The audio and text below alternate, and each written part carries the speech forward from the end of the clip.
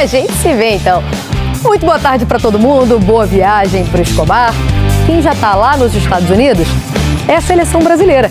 A delegação desembarcou hoje de manhã em Nova Jersey. Então vão direto para o hotel da seleção. Tá lá o Felipe Brizola. Como é que tá o movimento por aí, hein, Brizola? Boa tarde, seja bem-vindo. Tudo bem, Mari? Boa tarde, um abraço para você. Olha, o movimento está bem vigiado, acho que essa é a melhor palavra. A seleção brasileira super reclusa, o hotel fica numa zona privada, então a imprensa não pode ficar nesse primeiro dia nem nos entornos, né? A polícia vem a qualquer momento e vai tirando o pessoal. Então só nesse primeiro dia, que ainda vai ter um acordo com a CBF, também com as autoridades locais, para que a imprensa possa ficar mais próxima do hotel. A gente está um pouquinho mais longe, a gente está uns 500 metros do hotel, está bem na minha frente aqui, mas tem um monte de árvore, então eu não vou mostrar para você. A gente está na região de Basking Ridge, fica mais ou menos 1 hora de Manhattan. A seleção brasileira descansa nesse momento, os jogadores estão almoçando e daqui a pouco eles vão começar a soltar a musculatura. Aquele primeiro treino é um treino, digamos assim, pós-jogo ainda, porque a seleção brasileira teve folga depois da partida contra o Panamá, e a partir das 5h30 pelo horário local, às 18h30 pelo horário de Brasília, o primeiro treino lá no CT do Red Bulls, e aí a seleção começa de fato a preparação para enfrentar o Egito no sábado, Mari. Valeu, Brizola, bom trabalho a você. Vamos ver como é que foi o dia da viagem. Era jogador pintando no hotel. Fiz o Neymar, escrevi X, fiz o Canarinho Pistola. 58 foi Pelé, 62 Mané. Cerca de 1h30 depois de todo o elenco estar reunido, a delegação começou a se encaminhar para o ônibus. A sorte de quem estava passando no lobby. Hora de bater ponto. Hora de bater nas mãozinhas dos funcionários que fizeram um corredor para conduzir o time até o passado de glórias. No Museu da Confederação, aula de história do futebol brasileiro. Essas aqui foram as obras que mais interessaram o grupo. As 5 taças das Copas do Mundo já conquistadas. Agora, momento mensagem da reportagem. Vejam como o carinho gera carinho. O Vinícius foi visitar a sogra que estava internada num hospital vizinho à CBF. Na saída, ele foi dar uma espiada pelo muro. Olha quem tava passando! Minha sogra tá no quarto ali de frente, então ela falou assim, pô, eu peguei umas informações aqui e ali. Por garantia, ele pediu uma foto também. E aí, claro, apareceu. A seleção brasileira chegou por volta de 8h45 da noite. Desembarcaram e passaram rápido, o suficiente para fabricar memórias. Em 94 eu estive aqui no aeroporto para ver a seleção embarcar, trouxe a minha filha e agora eu trouxe o meu neto de 14 anos para ver a seleção embarcar e trazer a nossa taça para cá. Antes da decolagem, o avião passou por um batismo, um ritual da aviação para ocasiões especiais. Voo então saiu atrasado. Decola rumo ao topo do mundo do futebol, para carregar os sonhos de uma delegação, para carregar os sonhos de 200 milhões de... Estados Unidos, rumo ao Hexa. Bom, partida ontem à noite, né? Agora vamos ver como foi a chegada da seleção nos Estados Unidos. O voo da delegação do Brasil pousou nos 8h30 em Brasília. Como aconteceu na decolagem no Rio de Janeiro, aqui o avião também passou pelo chamado batismo. Carlo Ancelotti foi um dos primeiros a desembarcar. Depois da comissão e da diretoria da CBF, foi a vez dos jogadores. Rafinha foi o primeiro a pisar nos Estados Unidos. Neymar e Vini Júnior, os últimos. Todos os membros da delegação passaram pelo procedimento de imigração na própria pista, nestes postos montados pelo governo americano.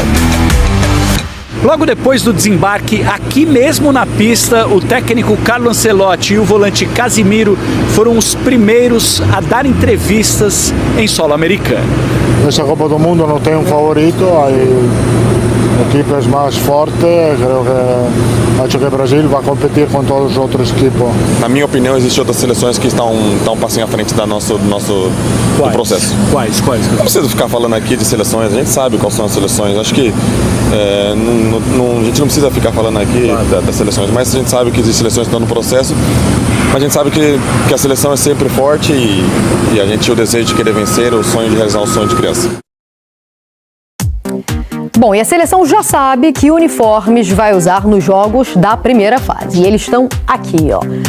Contra o Marrocos, aquele clássico, né? Camisa amarela, calção azul, show, bonitão. Depois, contra o Haiti, o Brasil vai todo azul escuro. Esse aqui deu o que falar, né? Só uma atualização sobre a seleção brasileira, já está em solo americano. Lembrando que a seleção jogou o último amistoso aqui no Brasil, no Maracanã, goleou, beleza, viajou. Tem mais um amistoso, que é contra o Egito, no dia 6 de junho, e aí depois começa a sua caminhada na Copa do Mundo, a estreia da seleção brasileira no dia 13 de junho. E lá no desembarque da seleção brasileira, o Casimiro, que não vai ser o capitão, quem será o capitão será o Marquinhos, zagueiro titular absoluto, jogador do PSG, que inclusive foi campeão da Liga dos Campeões recentemente. O Casimiro falou, e eu gostei da declaração dele. Ele sabe que o Brasil não está entre os principais favoritos, tem outras seleções na frente.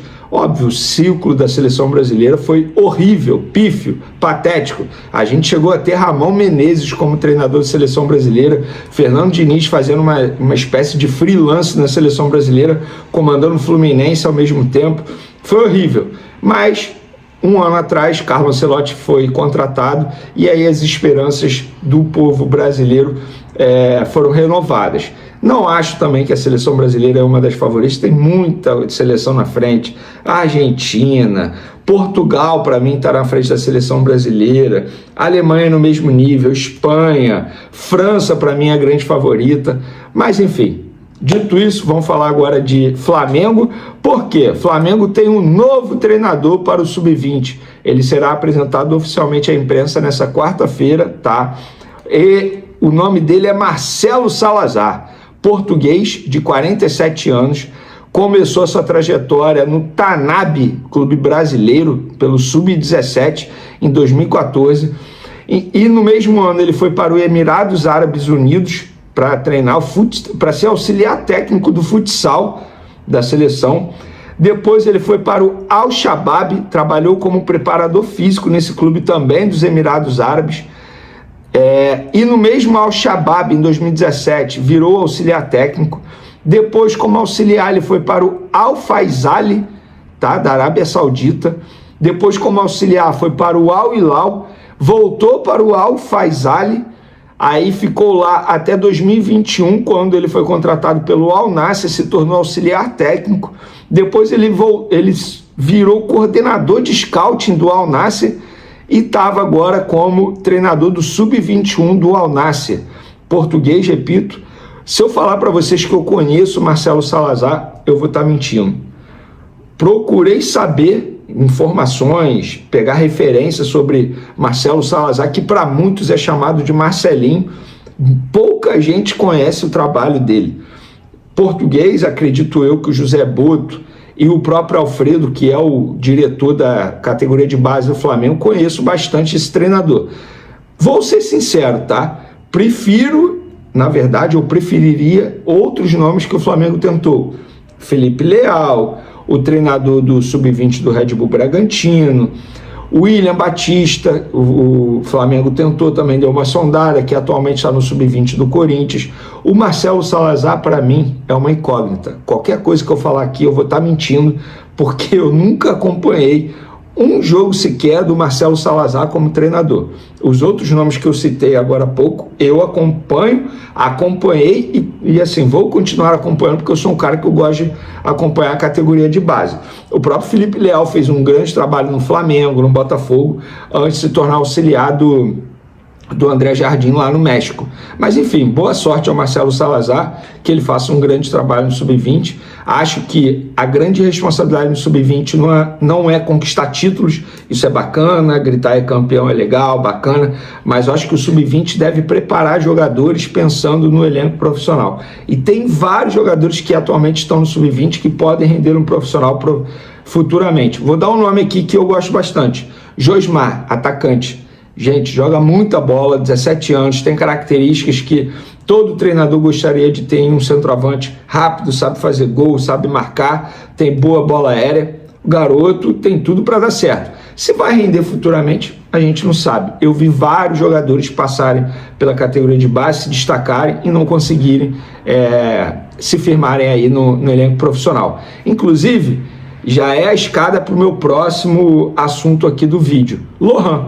Um jogador que todo mundo tratava como craque absoluto, a próxima joia, a próxima venda milionária, não se firmou no time profissional, não se firmou no Pisa da Itália, foi devolvido ao Flamengo agora, tem contrato longo com o Flamengo e muitos acham que ele será utilizado no Flamengo. Não, ele não será utilizado no Flamengo.